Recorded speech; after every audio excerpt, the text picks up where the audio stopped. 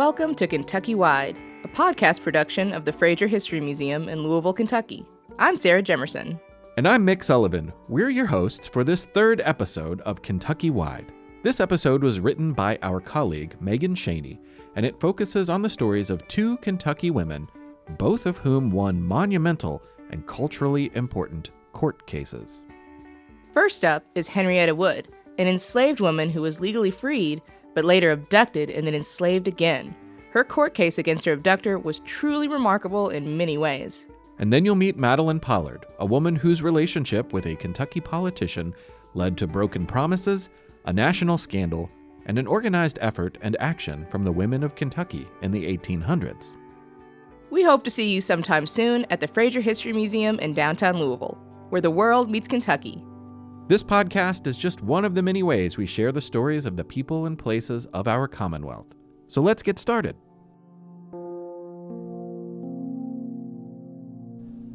When Henrietta Wood signed the most important document of her life, she signed it with the simple mark of an X. She was in her late 50s, and Henrietta could not read or write. But she could tell a story.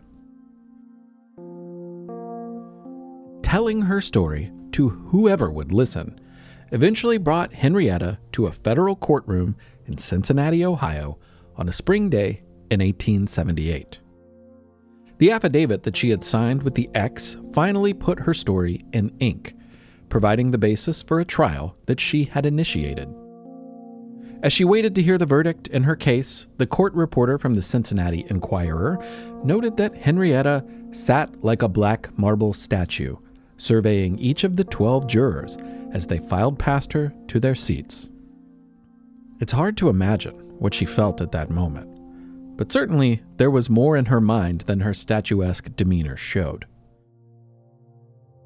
8 long years of litigation, and then she had just a few moments before hearing the jury's decision. The words she heard read aloud that day would not just change the trajectory of her life, they would change the lives of her son and all of the descendants who followed after them. We, the jury in the above entitled cause, do find for the plaintiff and assess her damages in the premises at $2,500. Henrietta won her court case. Yes, it was a fraction of the $20,000 that she had sued for, but the amount she received remains the largest known sum ever granted by a United States court as reparations for slavery.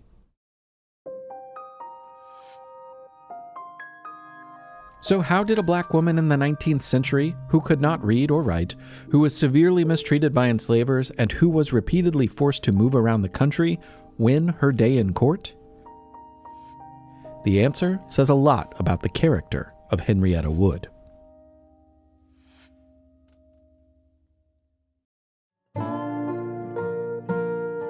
Henrietta was enslaved from the very moment of her birth on the Toucy farm in northern Kentucky. When plantation owner Moses Toucy passed away around the time Henrietta was 14 years old, it set her on a circuitous path over which she had no control. First, she was separated from her siblings and sold to a Louisville merchant. A few years later, Henrietta was sold again and taken to New Orleans. But her enslaver there, a man named Cerroti, soon abandoned his family to return to his native France. His newly single wife didn't wish to remain in New Orleans, so she moved to Cincinnati, Ohio, by chance not far from Henrietta's northern Kentucky birthplace. Ohio was a free state, and the state law mandated that Henrietta, who had come to the free state with the woman, had to be legally registered as free in order to work. And with this new legal status, Henrietta's life turned towards freedom. She would later refer to those years as a sweet taste of liberty. But before long, life took another, more dreadful turn. Henrietta had been earning money working for Rebecca Boyd, a woman who owned a boarding house in Cincinnati. Things seemed okay. There was no reason to guess that a simple bribe would push Rebecca to forsake another woman's freedom. but the treachery began simply. Rebecca said she'd be crossing the Ohio River into Kentucky to see some friends, and she invited Henrietta to join her across the river and then for a carriage ride. She even promised that they'd be back home before dinner time. Henrietta accepted the invitation from Rebecca to join her on a Sunday afternoon visit to Covington, Kentucky, just across the river from Cincinnati. But something seemed amiss after crossing the river. The carriage didn't stop in the city, but rather only after they made their way deep into the Kentucky country. It was somewhere out here that Rebecca got out to greet some unknown men. Henrietta heard their voices, and Rebecca's laughing. The voices made jokes at Henrietta's expense. Soon she was surrounded and forced out of the carriage, told not to run. Why should she thought. There was no reason to run. She was free, legally. But Henrietta was informed that this was the case no longer. She was a victim of something that plagued so many Black Americans who were free: abduction. As they took her into captivity, Henrietta saw a man give money to Rebecca. It was her bribe. The man in charge, Zebulon Ward, had not acted on his own. Mr. Cerroti, the man in New Orleans who had fled to France, had a daughter, Josephine, who lived in Covington, Kentucky, with her husband, Robert White. The couple did not like the fact that Josephine's mother had freed Henrietta, which in their eyes cheated them out of their inheritance. They believed any money that Henrietta was worth was theirs. When planning to abduct the woman, the couple figured their fellow Covington neighbor, Zebulon Ward, was a good fit for the job. And they were right. When they approached him with the request, Ward agreed to kidnap Henrietta, pay them $300, and then he would keep whatever he sold the free woman for as his own profit. What kind of man, you might wonder, would agree to such a thing? Zebulon Ward was the deputy sheriff of Kenton County. The kind of guy who had the respect of some he met and the contempt of others. He was powerful, rich, and always eager to make more money through any means necessary. It was Ward who bribed Henrietta's employer, Rebecca, to bring her across the river from the free state of Ohio into Kentucky where slavery was legal. And it was he who forced Henrietta into captivity against her will. And after that fateful night, she would not return to Ohio for another 16 years. Henrietta was moved towards Lexington, Kentucky, and immediately determined not to give in, she secretly told an innkeeper what happened. She started telling her story immediately. The sympathetic innkeeper followed them to Lexington, helping to see that a lawsuit was filed on her behalf, stating that she was free. The issue was taken to court on both sides of the Ohio River, both in Cincinnati and northern Kentucky. But Henrietta was facing an uphill battle. Black men and women in the slave state of Kentucky were presumed to be enslaved unless they could prove otherwise, and Henrietta's freedom papers had been lost in a fire. The courts sided with the kidnappers, leaving Henrietta imprisoned and under the control of Zebulon Ward, who was eager to make a profit off of her sale and labor. With the cases settled, Ward got to work looking for a buyer. He likely didn't have to look far. Lexington, Kentucky was a prime location for making money off of the backs of black men and women who were sold down south to work fields and make enormous profits for their enslavers. Between 1820 and 1860, approximately 1 million people were sold downriver from states such as Virginia, Maryland, and Kentucky, bound for plantations in the deep South.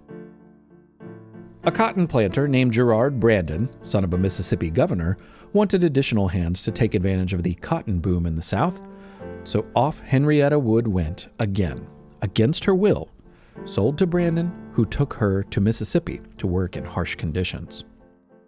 It was there, under unimaginable circumstances, that Henrietta bore a son. Due to laws in place at the time, any child born to an enslaved woman was legally enslaved as well. So the infant boy, Arthur, like his mother before him, was held in bondage from the very beginning.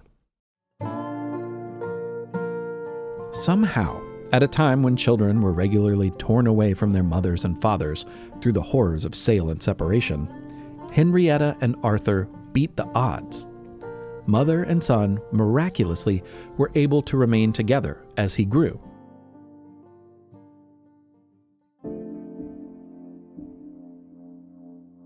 When Brandon realized that the American Civil War would lead to legal freedom for the hundreds of men and women and children that he was enslaving, he took them on a very difficult journey from Mississippi to Texas, and there he would attempt to hide them and continue their enslavement, despite the fact that they were legally free.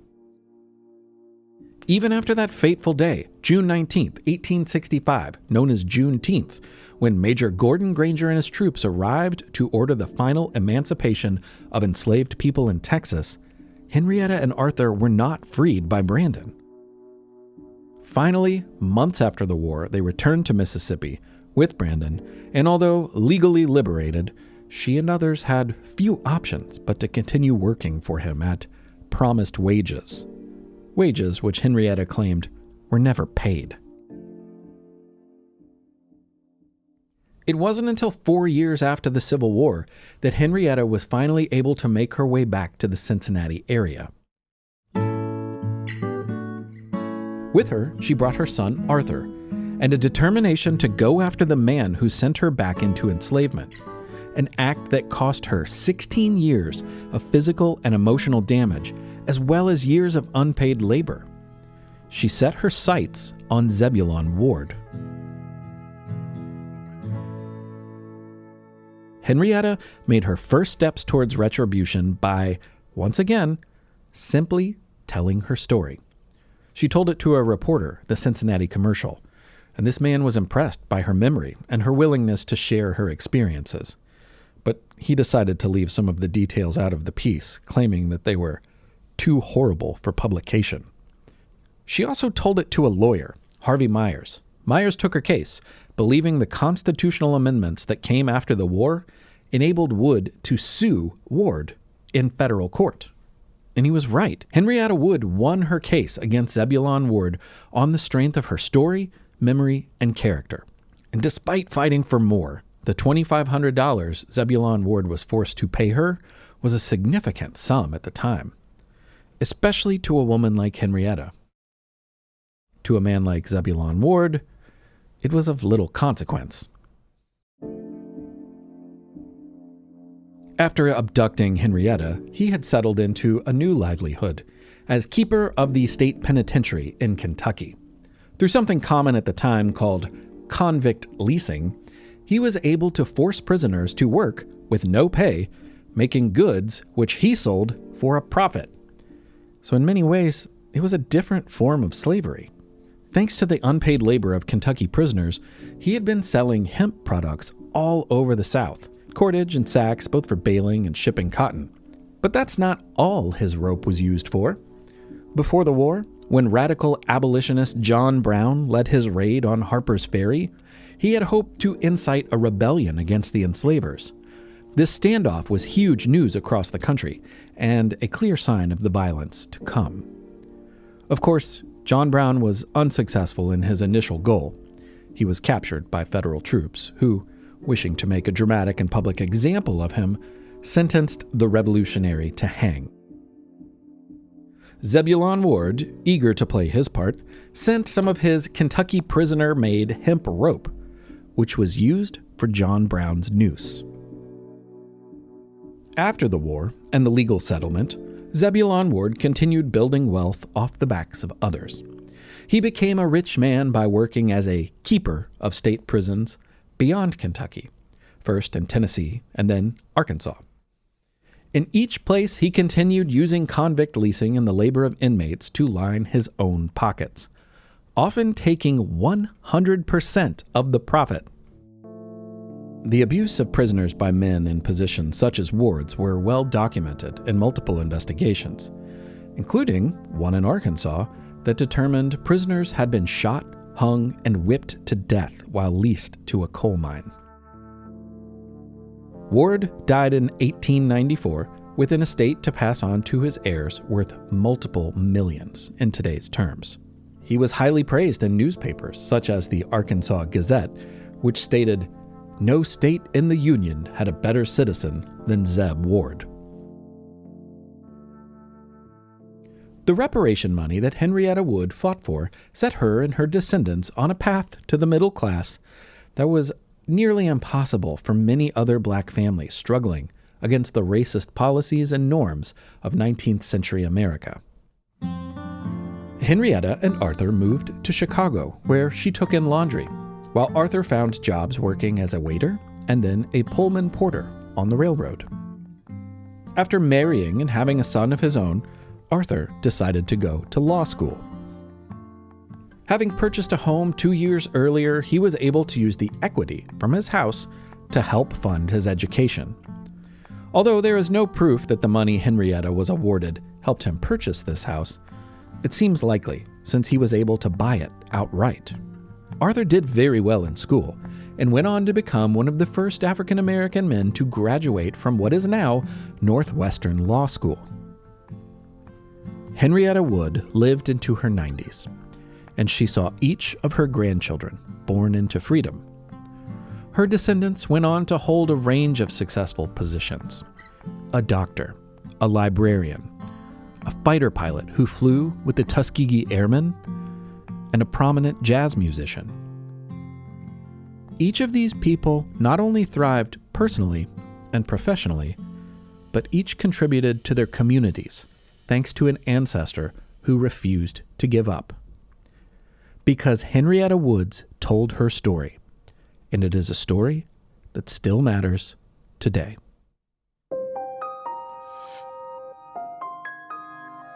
If you'd like to learn more, author and historian W. Caleb McDaniel spent years researching and writing Henrietta Wood's story.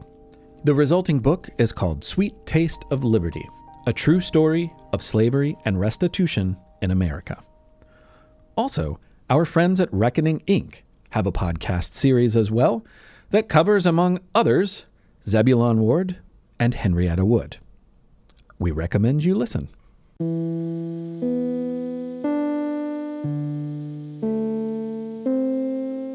When 17-year-old Madeline Pollard settled into her train seat on a spring day in 1884, she likely never imagined she was about to meet a man who would profoundly change the trajectory of her life. A serious and slender young woman with long dark hair, Madeline was a sophomore studying literature, Latin, French, rhetoric, arithmetic, and elocution at Wesleyan College. Her younger sister was seriously ill, and she was headed to see her at their family home in Frankfort, Kentucky.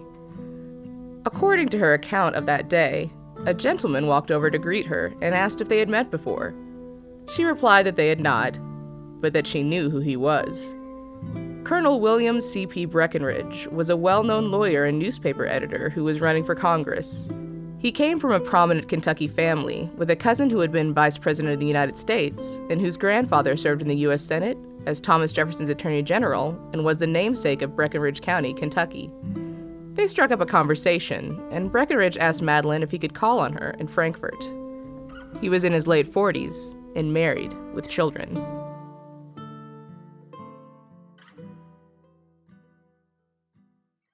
The years to follow would include infidelity, scandal, grief, and, eventually, a trial. When Madeline Pollard sued Colonel Breckinridge nearly 10 years later, their story became the talk of the nation. Reporters, investigators, and lawyers were involved.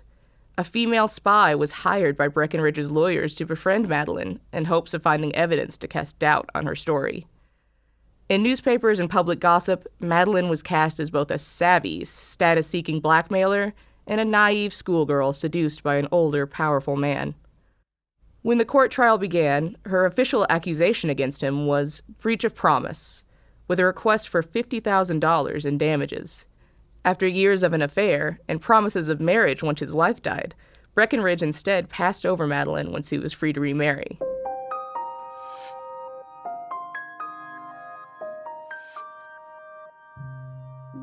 Breach of promise was not an unusual legal complaint of the day. It was mainly used by white middle-class women to gain respectability and financial compensation when a marriage proposal was reneged upon. Job opportunities were extremely limited for women of the 19th century, and acquiring a husband was often the best path for securing a settled life and solid financial future. Whether she was a scheming and promiscuous vixen or an innocent young victim of the Colonel's advances, we can't say. What we do know is that Madeline Pollard and William Campbell Preston Breckinridge engaged in an extramarital affair for many years, that she bore several of his children and accepted money from him to support her education, and that she ultimately determined, no matter the consequences, she would not be silenced or cast aside as a ruined woman. Madeline would have understood firsthand the upheaval and hardships that could accompany life without a husband in 19th century America. When her own father had died suddenly years earlier, the family became so impoverished that her mother sent 3 of her younger siblings to live at the Masonic Widows and Orphans Home in Louisville. 12-year-old Madeline was separated from the rest of her family, sent over 400 miles away to live with her father's only sister in Pittsburgh. She would never again live as a family unit with her mother and 6 siblings. In the courtroom, Madeline and her legal team argued that she was a bright young student with ambition and dreams, that Colonel Breckinridge made false promises, took advantage of her, and ruined her prospects for a solid future. Breckinridge and his lawyers asserted that Madeline had multiple gentleman friends, including James C. Rhodes, a farmer nearly 30 years her senior, who helped pay for her schooling in the hopes that she would eventually agree to marry him, and Ranklin R. Russell, a fellow closer to her own age. The Breckinridge legal team claimed that she had been engaged to marry this man, too, a claim which she did not deny. But unlike women, men of the day were permitted, if not encouraged, to date around before settling down, and the blame for relationships outside of marriage were often cast upon the coaxing of an immoral female. The congressman received many letters of support during the trial describing Pollard as, among other things, a viper of vengeance and a disappointed and vindictive adventuress. A Kentucky attorney excused his behavior by telling Breckinridge, "You are not the first public man by large odds who has seen trouble of this kind. Even as far back as Alexander Hamilton, the adventuress played her hand in Washington." Breckinridge and his team also disputed her age, in her assertion that Breckinridge introduced himself to her on the train. They claimed that she was several years older when they met, and that it was actually Madeline who approached the colonel. Ironically, it all began soon after they first met, but with a different marriage proposal. Madeline turned to Breckinridge with a question about handling a personal matter. Rhodes, the farmer who had been paying for her schooling, was pressuring her to marry. The two had a written agreement that she would repay him after she graduated and found a teaching position. According to the arrangement, if she could not repay, she would become his wife. Madeline was still enjoying her time at Cincinnati Wesleyan, but Rhodes was struggling to pay her bills and was in debt to the college. He could not afford to send her back to school in the fall and wanted them to wed. Feeling pressure and unsure of what to do, Madeline wrote to the attorney she had recently met on the train and asked for his advice. She wanted to share with someone her desire not to be tied down to a Kentucky farmer. Ironically, the more education she received, financed by Rhodes, the more she became concerned she'd be trapped into the very life her schooling was supposed to free her from. Colonel Breckinridge agreed to meet and called on Madeline at her college on a warm August evening.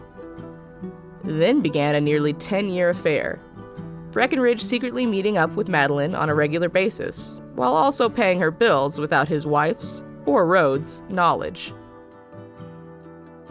By the winter of the following year, 18-year-old Madeline was pregnant with his child. Tucked away at a home for unwed mothers in Cincinnati, she had the child in secret. Their baby, a girl, died a short time after her birth. She stopped attending her classes and grieved the loss privately. Ultimately, Madeline would become pregnant by Breckinridge 3 times, losing the second baby in infancy as well, and the third in a miscarriage. During the trial, Pollard wept openly when describing the loss of her children.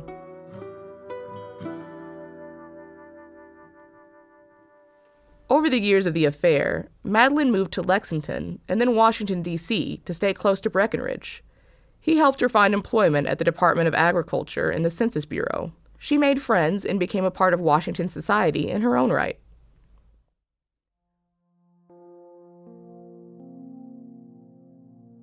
When his wife, Isadesha Breckinridge, passed away in July of 1892, Pollard envisioned she would finally hold the position she felt was rightly hers as Mrs. C.P. Breckinridge. She even went so far as to post an engagement announcement in the Washington Post the summer of the following year, without Colonel Breckinridge's knowledge. But the Colonel's vision of their future did not align with hers. He publicly denied the engagement to Madeline and, in actuality, had secretly married Louise Scott Wing of Louisville a few months prior. Although thrust aside, Madeline Pollard would not be silent. While she likely knew it was at her own social peril, she sued Colonel Breckinridge. The 6-week trial became a spectacle with so much attention that it had to be moved to a new location to handle the large crowds. Key to Madeline's case was Julia Blackburn. She was the widow of a Kentucky governor, and she was well respected and acquainted with both the plaintiff and the defendant. Blackburn testified that Breckinridge did make multiple promises of marriage, giving legitimacy to Madeline's story. That, combined with her own compelling statements, ultimately led a jury of 12 white men to side with her, and Madeline won the case. Yet it turns out that her supporters in the courtroom may have been more interested in drawing attention to the double standard of the day, or other, perhaps political motivations, rather than simply supporting Pollard and her rights. After the trial, she was ostracized from Washington polite society and never collected a penny from the $15,000 she was awarded. The scandal and trial dealt a blow to Colonel Breckinridge's political future. Congress ignored petitions to censure him, but when he returned home to run for re-election, he found a new opposition group ready and waiting for him.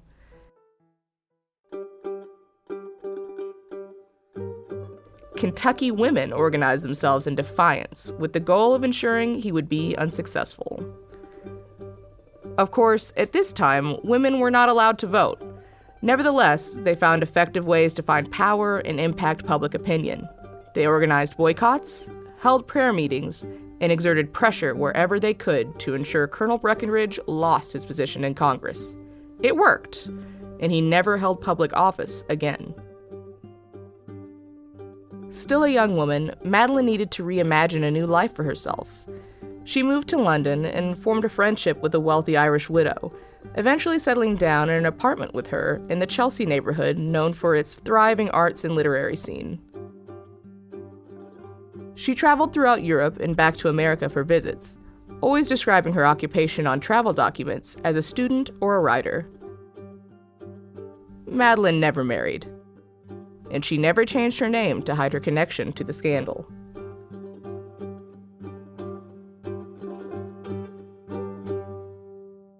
If you'd like to learn more about this story, there are many great resources, including a Smithsonian article from 2018, as well as the book Bringing Down the Colonel by Patricia Miller. This book also covers fascinating stories of other members of the Kentucky Breckinridge family who were important to the fabric of America at the time.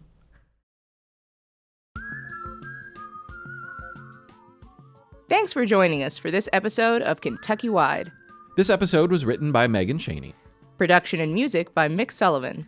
Make sure to subscribe or follow so you can join us in a few weeks for an episode about a few Kentuckians who weren't larger than life, but were pretty close.